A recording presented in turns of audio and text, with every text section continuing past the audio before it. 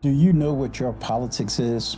A lot of times when we think of politics, we think of politics as it being Democratic, Republican, or independent. Those are parties. Your politics is exactly what do you believe as an individual when it comes to your individual freedom. What does that word mean to you?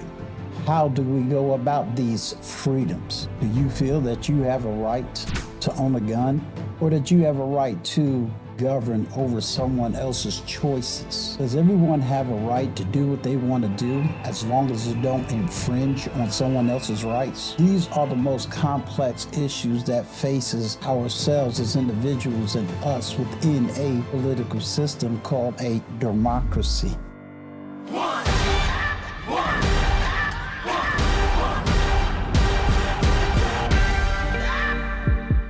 When it comes to politics, we often think about those big political parties like Democrats, Republicans, or independents, right? But let's take a step back and think about it differently. This video is going to explore the idea of personal politics and how it's about what you believe as an individual when it comes to your freedoms. So let's get ready to embrace personal politics. What is personal politics? It goes way beyond party lines and voting preferences. Personal politics is about your beliefs and values that shape how you see the world and society. It's about what your personal freedom, justice, equality, and governance means to you. It's time for us to stop with these cookie cutter conversations when it comes to politics and really take a deep dive into our own personal knowledge, wisdom,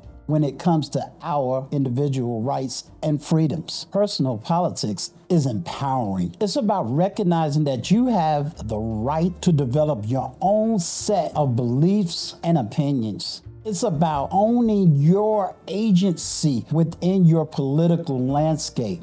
So I encourage you to think critically, question the status quo, and confidently express your viewpoints. Your voice matters, and your politics is a powerful tool to make a difference. Personal politics doesn't mean we live in isolation. Our beliefs and actions impact others around us, and that's where community politics come into play. But before we can even move into community politics, we need to know what we think individually as ourselves, and this is where personal politics. Let's talk it out loud.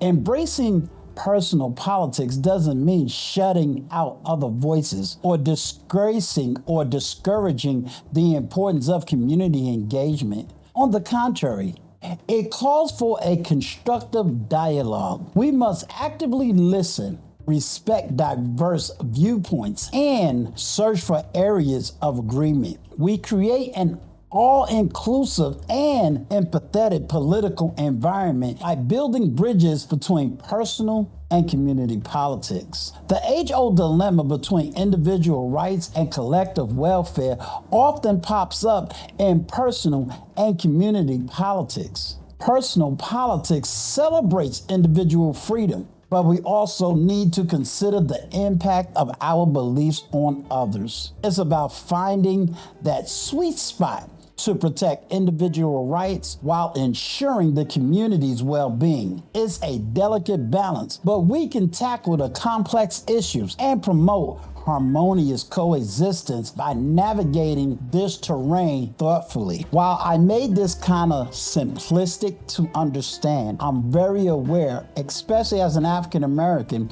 to understand that we as African Americans are not monolithic. We do not all think alike. We do not all speak alike. But sometimes in our various politics, we don't even communicate alike. For those of you that are now getting into politics, whether at 18, at 20, at 30, at 40, it's time that we really get an understanding of why these divisions is happening within the African American community and exactly where does it start. And maybe if we take this brief history lesson in understanding what I will define as the African American issue or the African American political dilemma, it might help us to shape our thoughts today and shape what we individually may believe or want to believe, and how to advance, quote, us as a race, us as a community, or America as a whole. So let's get into that topic.